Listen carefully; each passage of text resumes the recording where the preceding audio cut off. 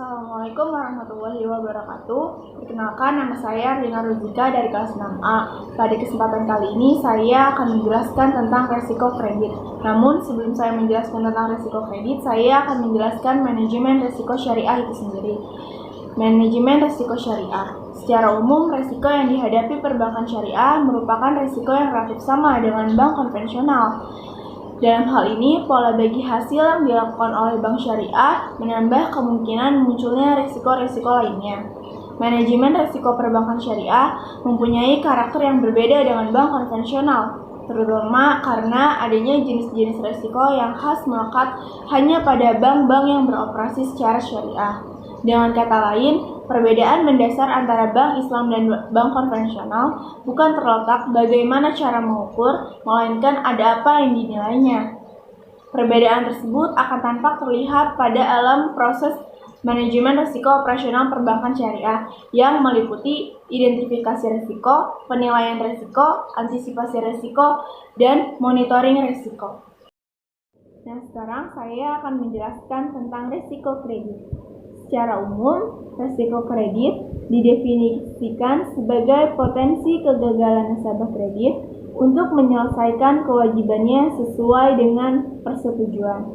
Definisi ini dapat digunakan terhadap lembaga dalam mengelola eksposur kredit berdasarkan piutang dan sewa guna usaha dan transaksi kredit modal kerja. Pada umumnya, sebagian bank, risiko kredit merupakan risiko yang besar yang dihadapi. Pada umumnya, margin yang diperhitungkan untuk mengantisipasi risiko kredit hanyalah merupakan bagian kecil dari total kredit yang diberikan bank. Dan oleh karenanya, kerugian pola kredit dapat menghancurkan modal bank dalam waktu yang singkat. Manajemen risiko kredit akan membantu dalam menentukan tingkat risiko yang dapat diterima dengan membuat sistem guna menentukan risiko yang dapat diterima sebelum kredit diberikan, sehingga dapat diketahui apakah sebaiknya semua permintaan kredit akan diterima atau ditolak sekali kredit diberikan. Kondisi dari nasabah harus dipantau dan biasanya terjadi tanda-tanda kemunduran terhadap posisi nasabah akan dapat diketahui, sehingga risiko kemungkinan pembayaran terlambat dapat diantisipasi. Keputusan menyalurkan kredit ke berbagai sektor tidak selalu terjadi sesuai yang diharapkan.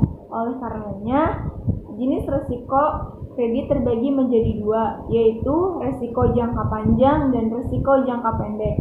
Yang pertama ada risiko jangka panjang atau long term risk, adalah ketidakmampuan perusahaan menyelesaikan kewajiban jangka panjangnya, seperti kegagalan untuk menyelesaikan utang perusahaan yang bersifat jangka panjang dan juga ketidakmampuan menyelesaikan proyek hingga tuntas.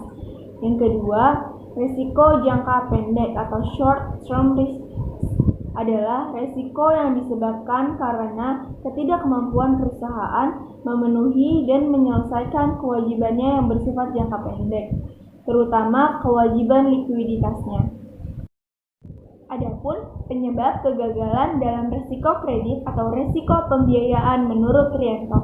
Yang pertama itu ada faktor internal. Faktor internal ini meliputi adanya self-dealing atau tindak kecurangan dari aparat pengelola kredit. Lalu minimnya pengetahuan para pengelola kredit.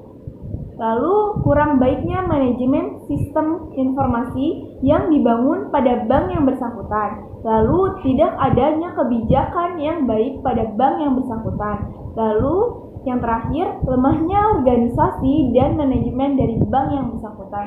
Nah, faktor eksternalnya itu meliputi yang pertama, kegagalan perekonomian makro atau kebijakan pemerintah yang di luar jangkauan bank untuk diperkirakan. Yang kedua, adanya bencana alam dan kejadian di luar dugaan. Lalu yang ketiga, adanya tekanan dari berbagai kekuatan politik di luar bank sehingga menimbulkan kompromi terhadap prinsip-prinsip kredit yang sehat. Yang keempat, adanya kesulitan atau kegagalan dalam proses likuidasi, dan perjanjian kredit yang telah disepakati.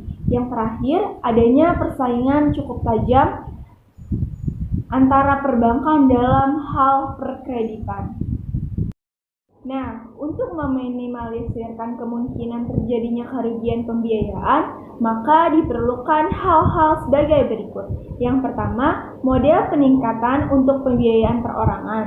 Yang kedua, manajemen portofolio pembiayaan. Yang ketiga, agunan. Yang keempat, pengawasan arus kas. Yang kelima, manajemen pemulihan. Lalu yang terakhir ada asuransi. Sekian dari saya. Assalamualaikum warahmatullahi wabarakatuh.